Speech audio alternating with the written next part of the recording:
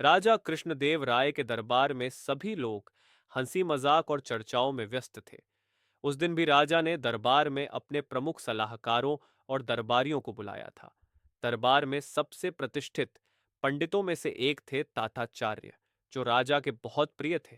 ताताचार्य की बुद्धिमत्ता और तीव्रता के किस्से दूर दूर तक फैले हुए थे, लेकिन उन्हें एक कमी थी। वे ईर्ष्या से भरे थे और हमेशा दूसरों को नीचा दिखाने की कोशिश करते थे, विशेषकर उन लोगों को जिनसे उन्हें खतरा महसूस होता था। एक दिन ताताचार्य ने देखा कि राजा कृष्णदेव राय अक्सर तेनालीराम की चतुराई से प्रभावित रहते हैं और उसकी प्रशंसा करते हैं। इसे ताताचार्य को असुरक्षा महसूस होने लगी। उन्होंने सोचा कि तेनालीराम को नीचा दिखाकर राजा की नजरों में उसकी प्रतिष्ठा को गिराया जा सकता है।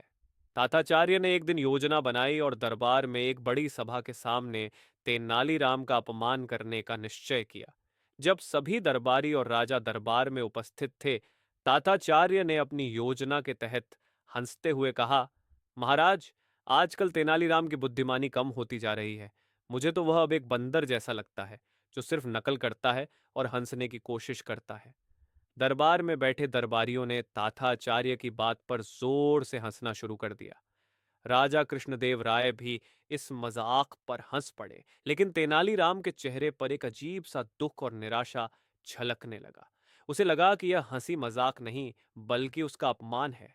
तेनालीराम को गहरा धक्का लगा, क्योंकि उसने कभी सोचा भी नहीं था कि ताताचार्य जैसे विद्वान उसका इस तरह से मजाक उड़ाएंगे। वह दरबार से निकलकर चुपचाप घर चला गया, लेकिन उसके मन में असहनीय दुख और पीड़ा भरी हुई थी। उसे समझ में नहीं आ रहा था कि वह इस अपमान को कैसे सहन करे।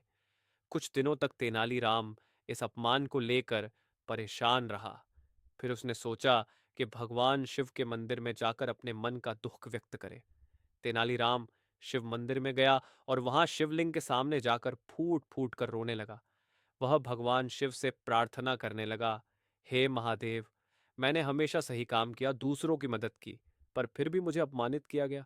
मैं अब इस अपमान को सहन नहीं कर सकता। अगर मैंने किसी का बुरा किया हो तो मुझे सजा दो, लेकिन यह अन्याय मेरे साथ क्यों हो रहा है? तेनालीराम का रुदन इतना भावुक था कि वहां मौजूद सभी श्रद्धालुओं ने भी उसकी पीड़ा को महसूस किया।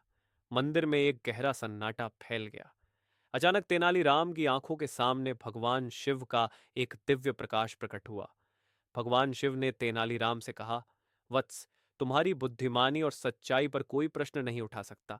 जो लोग तुम्हारे अपमान में हंसे थे, वे असल में तुम्हारी महानता से अनजान हैं। याद रखो, जो सच्चे होते हैं उन्हें ईश्वर का आशीर्वाद हमेशा मिलता है। तुम धैर्य रखो और समय आने पर सच्चाई की विजय होगी। भगवान शिव के आशीर्वाद से तेनालीराम को आत्मविश्वास और शांति मिली। वह धीरे धीरे अपने मन का संतुलन पाकर वापस दरबार में गया। वहां उसने बिना किसी क्रोध या नाराजगी के काम करना शुरू कर दिया। कुछ दिनों बाद दरबार में एक चुनौतीपूर्ण स्थिति आई, जहां ताताचार्य और अन्य दरबारियों के सारे प्रयास असफल हो गए। उस समय तेनालीराम ने अपनी अद्वितीय बुद्धिमानी से समस्या का हल निकालकर राजा और सभी दरबारियों का दिल जीत लिया। राजा कृष्णदेव राय ने तेनालीराम की प्रशंसा करते हुए कहा, तेनालीराम, तुम जैसे विद्वान और चतुर व्यक्ति की तुलना कोई बंदर से नहीं कर सकता। तुमने आज यह साबित कर दिया है कि सच्चाई और बुद्धिमानी की कोई सीमा नहीं होती। ताथाचार्य को अपनी गलती का एहसास हुआ और उसने तेनालीराम से माफी मांगी। इस प्रकार तेनालीराम ने अपनी सरलता, धैर्य और बुद्धिमत्ता से सभी का दिल जीत लिया और एक बार फिर दरबार में अपनी प्रतिष्ठा को बहाल किया।